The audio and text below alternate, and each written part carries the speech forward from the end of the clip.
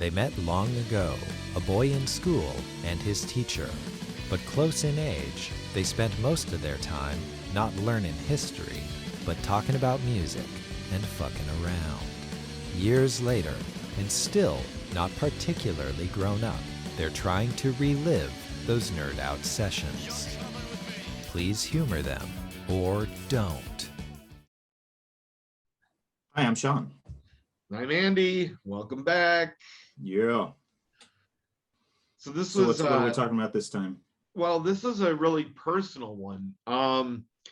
There's no Google research that I could do for this one. We're doing just songs that we've obsessed about in the past, which I found this one difficult, not because there was too many songs that I've obsessed about, but when I started thinking about it, it was I obsess about a band or I obsess about an album. I don't necessarily obsess about songs.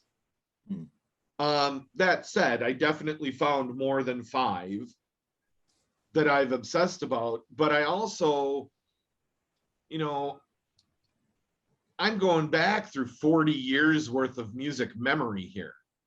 I also cut out, I think Here Comes the Sun is the best song ever written. Okay. But I obsessed about the Paul Simon, George Harrison from Saturday Night Live version of it. And I was like, okay, I'm not going to count that because it's really, or like, I love the song The Weight by the band. But the version that I obsessed about is live from The Last Waltz, where they're doing it with the Staple Singers. Okay.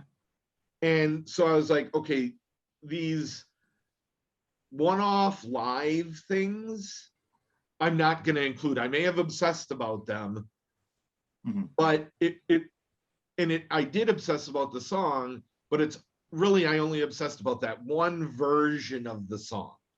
Okay, so you cut out like really particular nerdy stuff. Yes. Is that just because that would help you make your list shorter, or? Yes. Okay. Yeah, because then I started thinking like Zac Brown band doing Devil Went Down to Georgia off of the Country Music Awards. Unbelievable. It almost brings a tear to my eye because it's like Devil Went Down to Georgia on speed and they don't miss a note. And it's like, holy shit, like that's impressive. Is that just like a video, or? Yeah, it's on YouTube. Actually, okay, but it doesn't actually have an official track. Okay. No. Yeah, you can't count that. That doesn't count. That's kind of like the Paul Simon. Like live versions are okay, but it would have to be like on an album or something, I think. That's kind of where I'm at, which I guess The Last Waltz, they made, it was a video concert, a movie concert. Yeah. But still, I was like, I'm going to cut live versions out, I guess, is ultimately where I'm coming from. How about you? How did you do with this? Well, see, I do obsess over songs, individual songs. So I just brainstormed and tried to remember a bunch, and then I chose some. That's basically all it was. I do get really lame about particular songs. Like I mentioned the other day on one of our other videos that I'll seriously just repeat one song over and over again on the train if I'm really that into it. Right. I just won't be able to get enough of it, and I'll listen to it 15 times and then I'll finally move on, Well, and then I'll do the same thing again the next day, Yeah. I also found, which I found interesting, like, now I love punk music, right? And I love hard rock. But the songs that I remember obsessing about are a lot mellower or are harmonies and things like I couldn't think of a punk song that I had obsessed about. Album, yes. Group, yes. Yeah. But not songs, like not all of them, but most of them are a lot more chill, and I found that interesting. I guess I should say this isn't necessarily my top 5. Right. I guess I cheated in a way. I chose 5 that I wanted to mention in this podcast. Right. That's fair. That's fair. And some of them are pretty recent, but there's a couple nostalgic tracks on there. Well, and I was talking with my brother earlier today and telling him what the episode was, and he's like, "Oh, there's so many great songs." I'm like, "Yeah, but there's a difference between a song I really like and being a great song, and one that you have obsessed about." Yeah, see, like I said, for me, like I do that, so I had a long list of songs to choose from.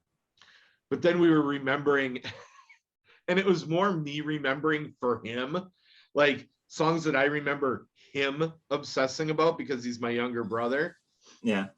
And just embarrassing the crap out of him with stuff that I know today, if I told his friends, like, do you remember when you were like in 4th grade and you obsessed about Informer by Snow?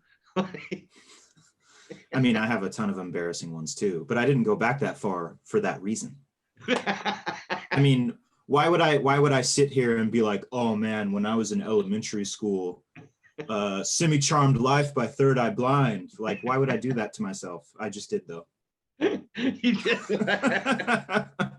You know what I mean? Like, why would I choose that song officially? You know? Well, okay.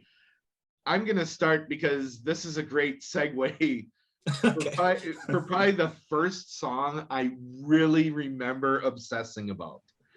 And the reason I remember it is because I was like in 7th or 8th grade, and my best friend Dave and I just remember us walking around memorizing and just obsessed, like Parents Just Don't Understand by DJ Jazzy Jeff and the Fresh Prince, and just trying to get all the lyrics and bopping to that. It was just like, now it's kind of a corny song, and now it's not popular to support Will Smith, I guess, but yeah. But that song, it was just like, yeah, man, like that's so cool. And we'd walk around just rapping it because it was the only song we really memorized to know. Nice. What year was that? I think He's the DJ, I'm the Rapper came out in like 87 or 88. 88. Okay. Is when it came out. He's the DJ, I'm the Rapper. Yeah. But yeah, I remember so obsessing over that song. That's funny. So that's my number one. Parents Just Don't Understand. I guess I'll also start with like a nostalgic one. So I was talking about Millencolin the other day, the pop punk band. Yes. Their song, the first track on their album called Penny Bridge Pioneers. Great album. Yeah, the first song, No Cigar. Even to this day, like occasionally if I remember the song, if it comes to my mind, I'll play it 6 times. It's always been like, since I first heard it, probably back when it came out in 2000, it's just been this banger that I love, you know? Right. And whenever it comes to mind, I'll put it on, you know, for several minutes, several times. They're one of the first bands of that Fat Mike signed, wasn't he, for Fat Records? I think they were on Epitaph. Were they on Epitaph? Yeah, like. Well, maybe he signed them later. Maybe, yeah. Like they've kind of been on and off Epitaph, or maybe maybe Epitaph has always been their stateside. Could be. Label, but yeah, it's funny because you go on Spotify and No Cigar has like 64 million listens. Right. It's like, it's everybody's favorite song. Yeah. And, you know, all the other songs are like 6 million, you know. So I I have to go back and listen to Millencolin again. It is a long time. Yeah. Since I've sat and listened to them. Yeah, I mean, I've always really liked them. They're really good live too. Are they? Yeah, I remember I saw them at Warped Tour a long time ago in Houston. And it was funny because the bassist and lead singer, he was wearing like soccer clothes, like full on, like he was about to go play soccer. Right. And I'm like, all the American Houston, Texas punk fans were probably like, what is he doing? Right. which makes it that much more punk. Yeah, it's probably why he did it. Right. Because they're from Sweden, right? Is that where they're from? And yeah, the lyrics to that song are, going back to like the being an international school kid thing, like the lyrics resonated with me in that way. It's about like it's about being yourself and right. Being nice to others and stuff like that. Yeah, it's funny, like parents just don't understand. I think maybe like I was in middle school, so maybe the whole refrain of parents just don't understand resonated with me, but the rest of it didn't. Right, yeah. And going back to what we were saying the other day, it's like, it's not like our parents were really that bad. No, not at all. So you just wanted to be like, yeah, screw you. Like, right? You're just at that age. All teenagers are just like, you might be cool, but I still am going to rebel against you. Yeah, because yeah, right. You wouldn't let me have dessert, so so now I hate you. Yeah. Yeah, No Cigar, that song, like, especially if I'm drinking, I mean, right. Like things will get broken. Right. Yeah. So with happiness, not anger. Right. But it's always a good time. Yeah, it's a good song. And yeah. All right. I'm gonna move on. Probably the song I've obsessed about more than any other. And I started obsessing about it in high school, and I'll still go back and have periods of obsession now, is the song Change by Blind Melon. Okay. It's more acoustic. The lyrics, I just, I guess in a lot of ways, I still think they're fantastic lyrics. I don't feel the sun's coming out today. I'm staying in. I'm going to find another way. As I sit here in this misery, I don't think I'll ever know, Lord, see the sun from here. But to me, it's the chorus, which is, and oh, as I fade away, they'll all look at me and they'll say, hey, look at him. I'll never live that way. And that's okay. They're just afraid to change. And to me, that chorus is like, yeah, you know what? You may look at me and say whatever you want, but I'm happy with myself. And if you're not willing to change to fit me, I'm okay with that. Yeah, right? That's interesting, because actually No Cigar is very similar. Really? Yeah, it's sort of like that. Yeah. Okay. I just, and when you feel like, and when you feel life ain't worth living, you got to stand up, look around and look up to the sky. And when your deepest thoughts are broken, keep on dreaming, because when you stop dreaming, it's time to die. Like, the whole song is fantastic. And it's probably one of my favorite songs of all time. And I will still go on binges where I just can't get enough of that song. And it's one of the reasons I think that Blind Melon is probably the most underrated band of the 90s. Yeah. Because this isn't their only great song. I mean, there's others of theirs that I could say I've obsessed about. Mouthful of Cavities and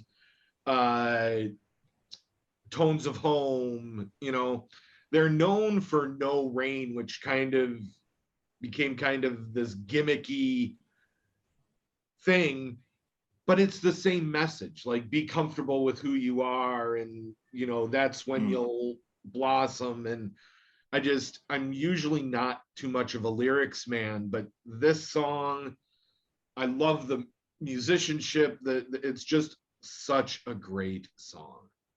Yeah. And they kind of got lumped in that grunge movement, but they're the furthest thing from grunge. But, and Shannon, because they weren't poppy, I guess. I guess they were, and they didn't have the guitar grunge, the, you know, the mud that kind of made grunge what grunge was. They had mandolins in their songs. You know, they like, they were music nerds. Like, they were the music nerds. So my second one will be, so the group's called Keane Brothers, but it's like a one-off duo of Tommy Keane and Robert Pollard. Okay. Robert Pollard is from Guided by Voices. Yep. And Tommy Keane is Tommy Keane. He was basically a like a power pop guy in the late 80s and early 90s. And they did an album together called Blues and Boogie Shoes. And basically Tommy Keane wrote the music and Robert Pollard sang. Okay. And there's a song on it called Death of the Party. And yeah, I spent probably an entire summer listening to pretty much only that song. Really? Yeah, I mean, like, as you know, I love Guided by Voices. Yes. And I think during that summer, I was basically binging on Guided by Voices and similar sort of lo-fi music. Right. And then I discovered this side project, and yeah, just the song, it's a sentimental song. It's kind of a ballad, and it's very Robert Pollard. It's very sort of Guided by Voices. So that's probably why I really love it. Like, it's very signature. My friend says Pollardian. Right. It's very Pollardian. Like, it's got his signature, like, smooth voice and the melodies that he really likes, the cadences that he always does. Right. Weird lyrics, but somehow you know exactly what he's saying, even though you're not really sure what they mean. And then Tommy Keane's just beautiful guitar. Like, he's just a really great guitarist. So yeah, I was obsessed with it for a while. Good.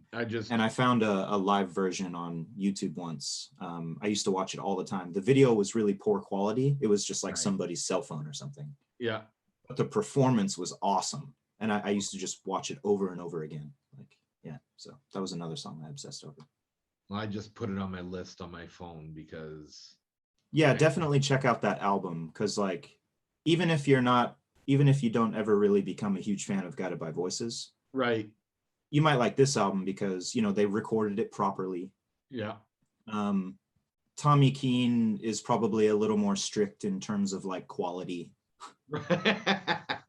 He plays his guitar well without exception, you know. Right. And Robert Pollard's just, you know, he's a bit of a genius, so he brings it home. Perfect. Yeah. It's a good album. Good rockers on that album too. Nice. But we're not talking about the album. We're talking about the song that I obsessed over. About the song. Death of the Party. Just because I feel like it's time. So I've got my rap in with Parents Just Don't Understand.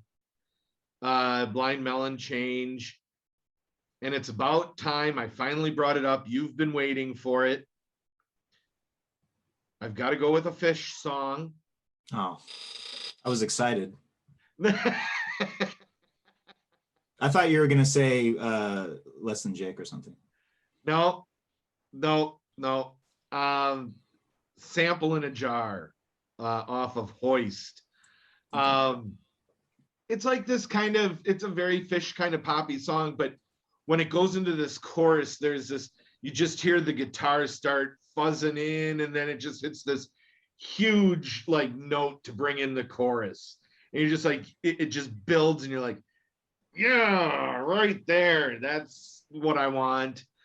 I mean, you're not gonna listen to Fish for the lyrics.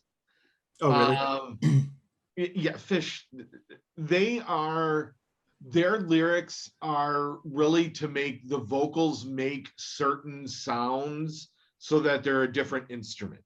I mean, that's kind of the way I look at it. Maybe they do spend a lot of time on their lyrics. If they do, me. Okay. And Sample in a Jar, basically, the whole song is just about he goes to a party, gets too drunk, can't remember, so his buddies help him to the car and buckle him in so he can't go crazy and break more shit and try to drive off, whatever. So he feels like he's a sample in a jar sitting buckled into this car. Just so he drank like a fish. Hey, dad joke. Okay. Now we're really gonna get famous. No, but yeah. I remember I was in college when I was introduced to Fish. I mean, their first album is 89. I wasn't really introduced. Where I grew up was not a place for Fish. Green Bay, Wisconsin, the suburbs of Green Bay, Wisconsin are not known for liberal and alternative music and things like that. So I discovered them probably 94, 95, where they're already on their, fourth or fifth album. And Hoist was like my introduction. And when I heard this song, and for me, it's really about the buildup of this one note, but like the song to me is crafted so well that note does release this bit of tension that just makes the song. Yeah. And I remember, telling me, have you guys heard Fish? Like, yeah, it's Fish. And I'm like, well, you need to listen to this. And they're like, yeah, we've heard it. And I'm like, but you haven't heard it if your mind's not blown. You're not listening to it correctly. Right? Exactly. So I mean, I'm a bit of a Fish head. So and I haven't had them. I've been restrained and haven't included them on any lists yet. Why? Actually, maybe I did. Did I put Hoist on the albums list? No, you said you were going. You said you considered it. Did. Yeah, I was gonna consider it, but I didn't. So now they're officially on the list, and it is this song because I did obsess over that song when I was in university. So I've got, parents just don't understand 8th grade change when I'm in high school, Sample in a Jar in college. This is a good segue. Since you gave up and added Fish to the list officially, I was actually planning on doing something similar. Uh-oh. Bright Eyes? No. Worse. Death Cab? Worse. Uh-oh. Actually, this probably isn't that bad, but so I definitely have obsessed over this song. The band's Blink-182, from their self-titled album, before they broke up. Yep. And Stockholm Syndrome is the song. And so I specifically chose to talk about it because not a lot of people realize that Blink ever sounded like this. Right. This is hard. I mean, for them. Like, Tom basically wanted to change Blink-182 into Fugazi. Right. So this song is like really hard. Tom is screaming. Okay. Basically, and Mark is singing. Basically, when I obsess over this song and listen to it a million times, I like pretend that I'm Mark singing and Tom is my friend Jordan. Okay. And we're just like, yeah,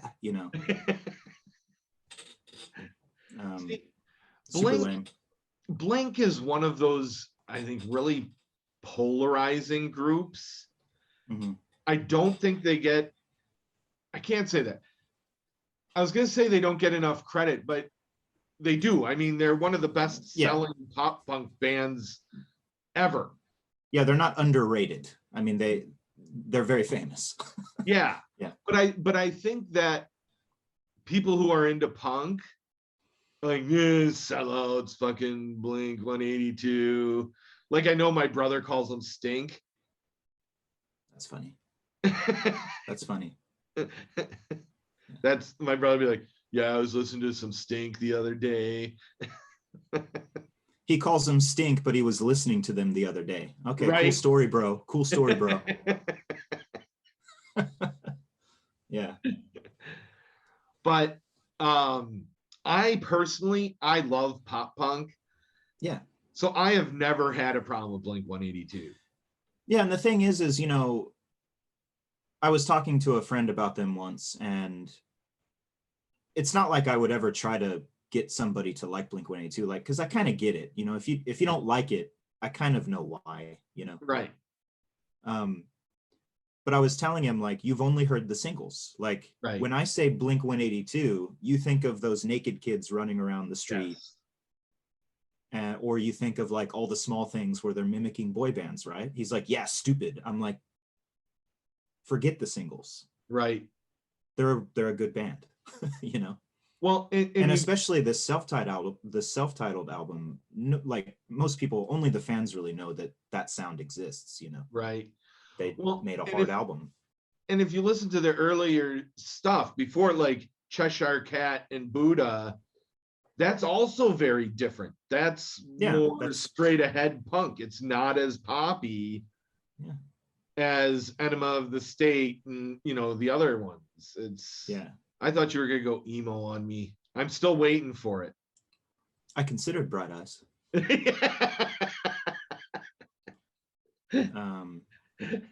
Yeah, actually, I mentioned to my friend Mike last night that we were doing this topic today. Yeah. And he was like, oh, well, I mean, so you're going to mention like Dashboard, Confessional, and Bright Eyes, and Cursive. And I was like, oh, shit, Cursive. Damn it. Like, there's so many more. No, but actually, he wasn't when he mentioned Dashboard Confessional, he wasn't making fun of me. He was being serious. He was like, no, you got to mention, I was like, I can't. Let me tell you, that's when I might bring out the ridicule a little bit. Yeah. It's not that is a style of music that is lost on me a little bit. Yeah, well, I mean, it's not even a style of music. It's Dashboard Confessional. Right. Yeah, like I'll always love Further Seems Forever, like the guy. His original band. But yeah, there was a moment, like, I don't know, several years ago where I put on some Dashboard and I was like, ugh. I mean, there's still some songs that I'll like love, that I still love. But yeah, I was going through and I was like, wow, like it's hard to think about how, like, if you go to his show now, they're all adults. Right. They're all my age. Like, back in the day, we were all 17. Yes. Which is fine. You know, 17-year-olds listening to Dashboard Confessional is fine. It's forgivable. You know. But now everybody's like 40 plus. Yes. And that kind of boggles my mind, you know. Well, it's nostalgia. Yeah, I get it. Like, I have no problem with, you know, 40-year-olds going to a Blink show. That sounds like fun. Right. But Dashboard. Like, that's a very specific thing. Like, I don't know. Yeah, that's like, let's just sit and be depressed in our midlife crisis. Yeah, it's like, so you're married with kids, you're happy. All of these songs are about getting dumped. Yeah. It's weird. It's, you know. It is weird. Yeah. But there are a handful of songs that I still like, but, you know, they're probably not about getting dumped. Okay, number 4. So I've done Parents Just Don't Understand, Changed by My Man, Sample in a Jar, Fish. My fourth one, I'm going to hedge a little bit. I love the band Dispatch. They're top selling DIY band in history, which I really respect. You know, a band that was like, you know what, we're doing it ourselves and we're doing it our way, and we never have to compromise. They're not punk. They have, you know, their first album is almost like this cool, chill, laid back. I mean, all their stuff is that way. But there's two songs of theirs that I have obsessed about at different points in time, because they started as a three-piece in the very late 90s, I think, like 99 or something like that. They put out maybe 3 or 4 albums, and then they kind of broke up, do their own thing. Turns out I think that a lot of it was one of the members battles severe depression and trying to help support him through his issues and stuff. But then they came back, but they came back kind of without that member. They still support him. In spirit, he's still part of the band, but they've surrounded themselves with other musicians. Now it's not just a three-piece. Off of their first album, the song 2 Coins is beautiful.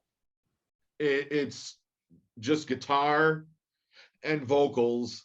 And one of the most beautiful things about Dispatch are their harmonies. These 3 guys, and now them with their band, that's a focus. And that brings, so off of one of their more recent albums, Only the Wild Ones, both of those songs, when I first heard them, I was like, oh my God, like, listen to it over and over and over. Yeah.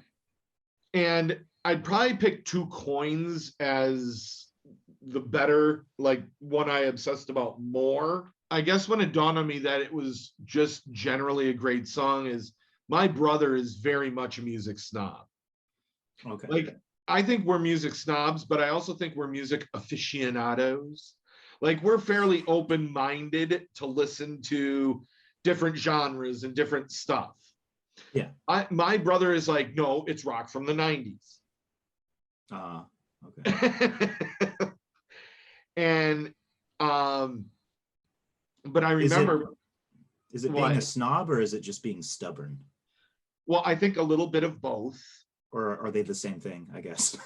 Well, I was mentioning, like, they just announced who's going to be at Fuji Rock this year.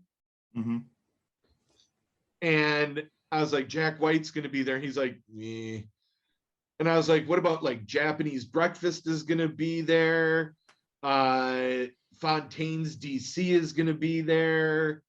Black Pumas. And my brother's just like, you lost me, man. You lost me. Mm-hmm. Like, it's because you haven't listened to new music in the past 20 years.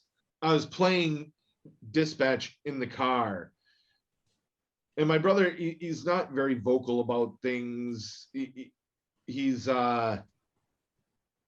watches all these, so he's gonna kill me when he watches this. He's gonna be like, "Why you gotta use that voice for me?" I'm like, "Because that's your voice."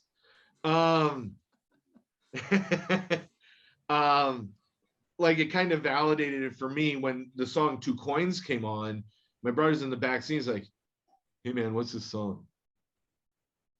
And I was like, to reach him, like, I was like, then this has to be a legit good song, because he's generally quieter about those things, keeps it a little bit under the cuff.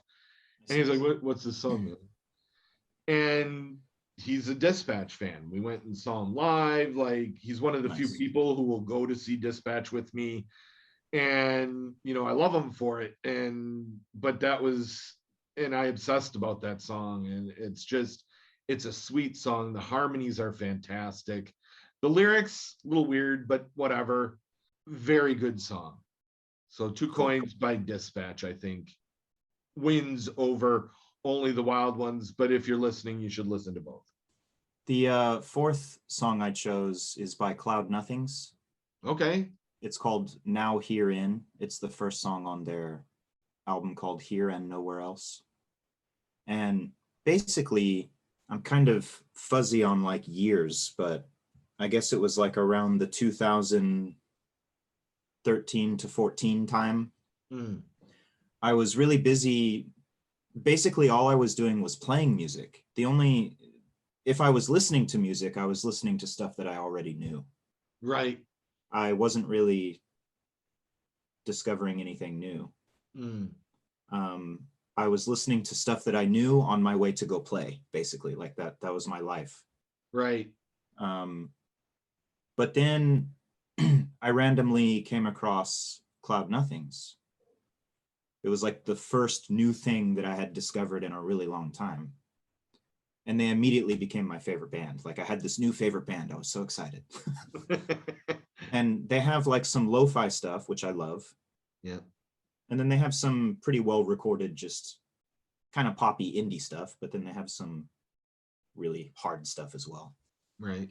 And this song in particular, I'm not even really sure why it's this song, but I listened to it a million times. Yeah.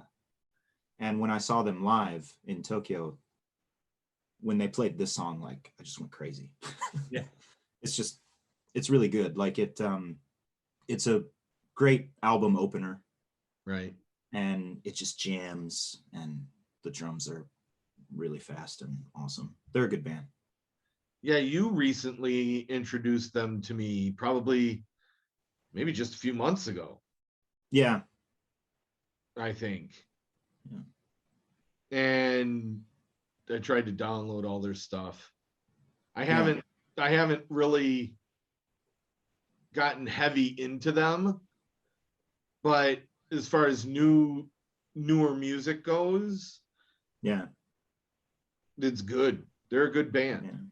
Yeah. They also kind of reignited like the sort of creative juices in me a little bit, like outside of just being a drummer. Yep. I started picking up the guitar again a little bit because I don't know. It's just like the style of their music just is the kind of stuff that I really love. It resonated with me. So yeah, to recap, I had Meloncolin's No Cigar, Keen Brothers' Death of the Party, Blink-182, Stockholm Syndrome, Cloud Nothings, Now Herein. All right. I've got to go for my fifth now. I'm going to do some honorable mentions, just some other songs, and then I'll finish up here. I mentioned the Sheepdogs in the song I Don't Know in the Track 3's podcast. I definitely obsessed about that song. When What I Got by Sublime came out, and even now, I'll go in stages where I'm just like, yeah, man, it's just such a feel-good song. I remember, this is probably embarrassing, but the song Unbelievable by EMF, when that first came out, like, oh, you're unbelievable. Oh, like, I don't know. Rosemary by Lenny Kravitz. I'm a Lenny Kravitz fan. That song's beautiful. I remember probably when I was in elementary school, Wanted Dead or Alive by Bon Jovi. Oh, love that song. Love it. Obsessed about it. An odd one to pick by this group, but the song Seven by Prince and the New Power Generation. I just love the harmonies in it. Now, I'm torn because there's 3 songs by lesser known groups, and I kind of want to highlight the groups, but I'm obsessed about all these songs.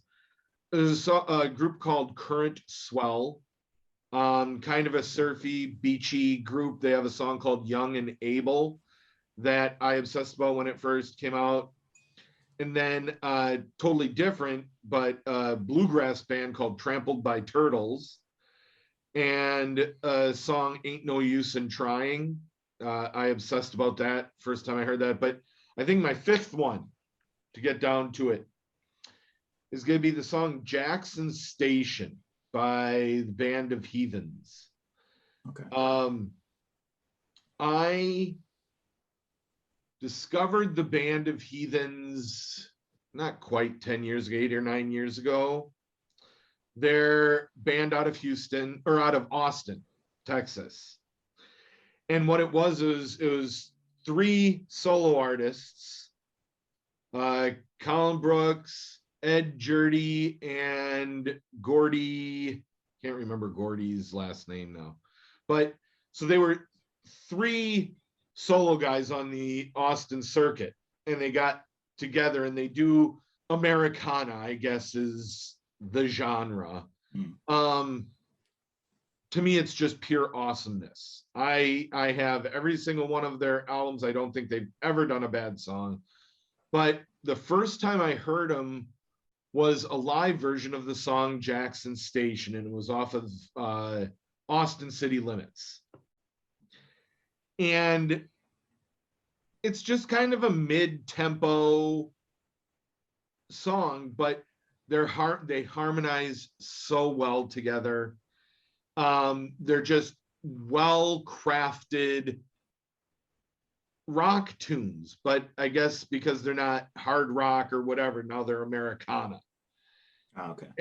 And they have a bit of a country feel to some songs, but like some of their stuff I think is like Van Morrison sounding, and some of it is a little country.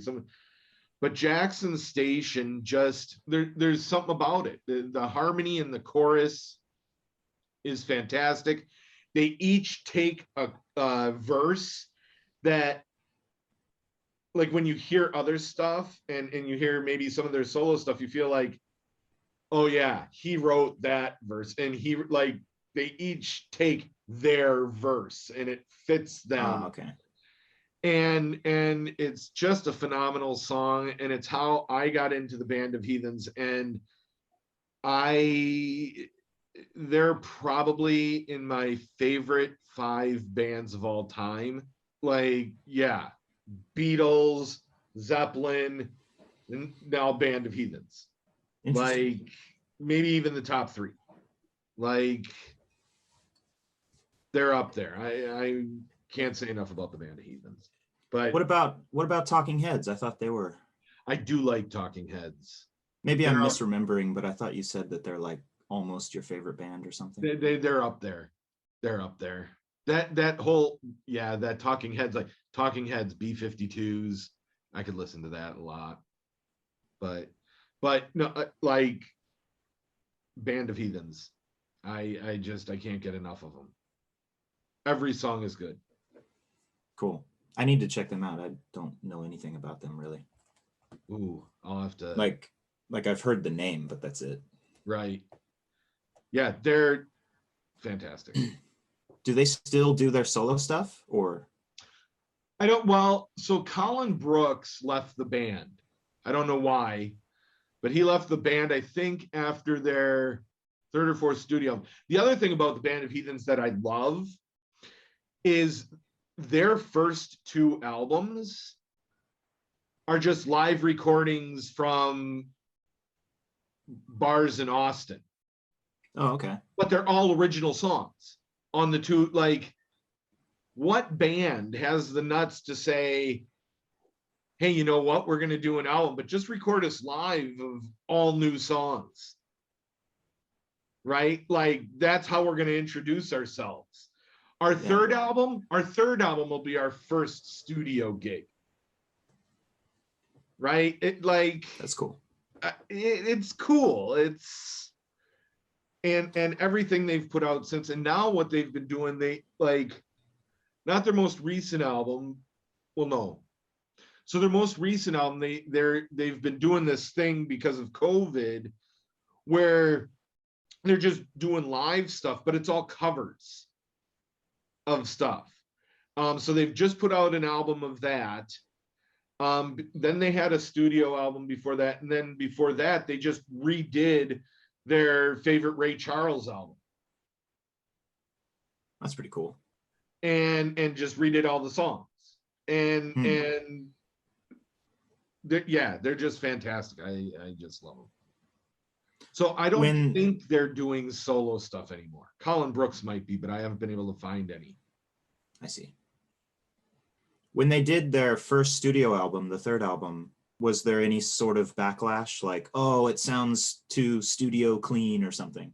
I don't know. I don't think so, because it won like top Americana album of the year.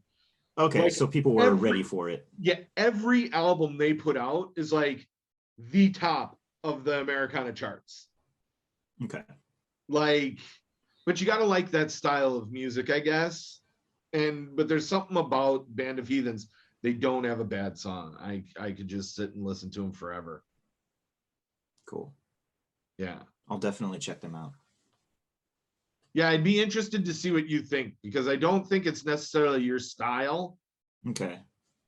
Americana, like, is Sunvolt Americana? Yes. Okay. Yes. Alt country stuff. Kind of, yes. Okay. Yes. Not as country as like Sunvolt or Uncle Tupelo, or Lucifer or Wilco. Okay. Cleaner, I guess, than that maybe. I don't know. I love them. I think I can sort of imagine. Yeah. But I'm not sure. But Jackson Station, I obsessed about that song as my introduction to Band of Heathens, and I just love it. And now what? Yeah, I'll choose a hip hop song. The artist is Killah Priest. He was one of the Wu-Tang Clan. Oh, okay, yeah. He was in the Wu-Tang. I was gonna say he sounds familiar. Yeah, Killah Priest. And so the song is called Bible. B period I period B period L period E period. And it stands for Basic Instructions Before Leaving Earth. Pretty cool. Okay. And this song is on his solo album called Heavy Mental, but this song is also on Liquid Swords. GZA's like really famous solo album, right. Liquid Swords. It's the Bible is the last song on GZA's album, and it's the same track, but it's like mixed a little differently. So you can tell there's like some slight differences, but it's the same song. Yeah. And yeah, apparently I think the story goes that GZA liked it so much. He was like, man, you should put it on your solo album, you know? Ah. I kind of became a huge fan of Killah Priest in general, but this song in particular, like I fell in love with it. And yeah, as I do, I just played it 100 times, you know, on a 30-minute commute. It was the only thing I listened to and from, you know? Yeah. So yeah, like he's a really special rapper. Like he's really spiritual and my brother and I were just looking at who's going to be playing at Summerfest in Milwaukee this summer, and Wu-Tang is playing. Cool. We're not going, but yeah. I've heard that people have been complaining because they never really announced like who's going, like who in the Wu-Tang is going to be there. Yeah. Like I've heard stories where like Method Man wasn't there. Yeah. At a show. I'd be pissed. Like I mean, Killah Priest probably isn't at a lot of those shows. I think he's kind of like, he's in the family, but he's not like in the band or something. I don't really know. I don't follow it that closely, but I wouldn't necessarily I'd be surprised to see him at the show. Right. But because he's probably not going to be there, my only reason for going would be to see Method Man. Right. Like he's my favorite, basically. So yeah, who knows who's actually going to be there? You're going to go through the rest of your list? I have runners up, but I mean, I won't torture you. Go ahead. Do it. Bright Eyes, Bowl of Oranges. It's a beautiful song. You should like it. You really should like it. If you want to keep doing this podcast, you should.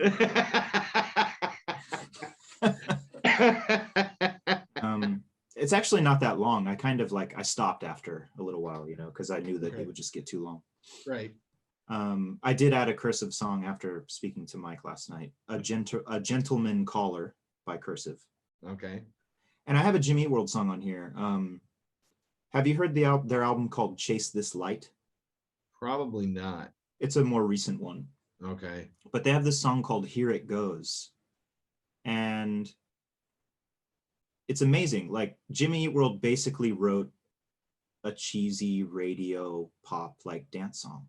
Really? And they did a really, really good job. Here It Goes? Yeah, it sounds like Jimmy Eat World, but it's Jimmy Eat World trying to really be pop. Okay. Extremely radio friendly, Right. And they nailed it. And yeah, I used to listen to it a ton because it's funny, but it's also really good. Right. Right. Yeah. I'll stop there. All right. Fair enough. So now here's the question. What are we doing for next week? Some ideas that my brother and I were talking about. Top 5 sing-along songs. That it comes on and you just have to sing along to it. Your sing-along thing made me think of it. This happens to me a lot when I'm in karaoke here. People are like, hurry up, choose a song. I'm like, all my favorite songs aren't in here because I'm cool. Right.